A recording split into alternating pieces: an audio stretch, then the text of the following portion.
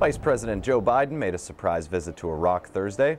The Vice President paid a visit to meet with top Iraqi leaders and visit U.S. troops during the July 4th holiday weekend.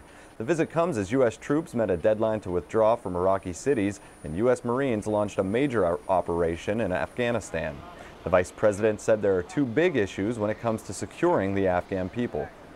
The real issue is going to be governance and economic growth. And there's the capacity to do both, working with our allies and working with the Afghan government. The Vice President was recently appointed by Commander-in-Chief Barack Obama to oversee the U.S. departure in Iraq and promote political progress in that country. A major operation for U.S. Marines and Afghan soldiers in southern Afghanistan's Helmand province Thursday has already experienced its first fatality. U.S. military officials say a Marine was reportedly killed during the operation. Air Force Master Sergeant George Maurer has more. This mission is different from previous missions and marks the beginning of a new strategy, according to U.S. military leaders on the ground.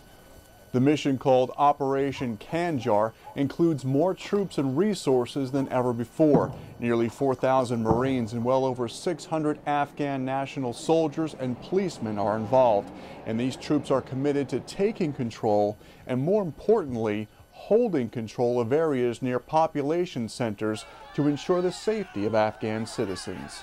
Our being here needs to be the first step for the Afghan people in understanding that we're committed to seeing and staying here as long as it takes to make sure that they're able to build the fundamental foundation for civil society.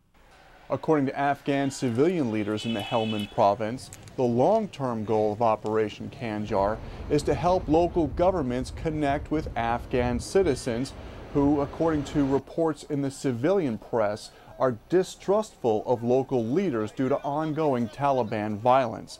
Another goal, establish the stability needed for national elections coming up in August. Our focus on this is what the Afghan people want. We're not coming in and telling. We're coming in and asking, what is it that you need us to do? Another significant difference for this operation, General Stanley McChrystal, the top U.S. commander in Afghanistan, has ordered troops to back down when chasing Taliban insurgents when civilians might be at risk. And this order is designed to address President Obama's concerns about civilian casualties in the region. From the Pentagon, I'm Air Force Master Sergeant George Maurer. President Barack Obama signed legislation awarding a Congressional Gold Medal to the women who served as Women Airforce Service Pilots during World War II. In 1942, women flew stateside missions, freeing up male pilots for missions in the European and Pacific theaters. The president said every American should be grateful for their service, and I am honored to sign this bill to finally give them some of the hard-earned recognition they deserve. The medal will be displayed at the Smithsonian Institute. There's a new group of men and women at the U.S. Naval Academy trying to see if they have what it takes to become a midshipman. Wednesday was Induction Day in Annapolis, Maryland for 1,200 plebes, or freshmen. They are the class of 2013. They all got a chance to say goodbye to their families, and then they were off on their own. The barbershop was one of the first stops. The plebes will go through 6 weeks of intense training. Those who do succeed become fourth-class midshipmen. Coming up next on Around the Services, Secretary Gates sets out to make his department more transparent.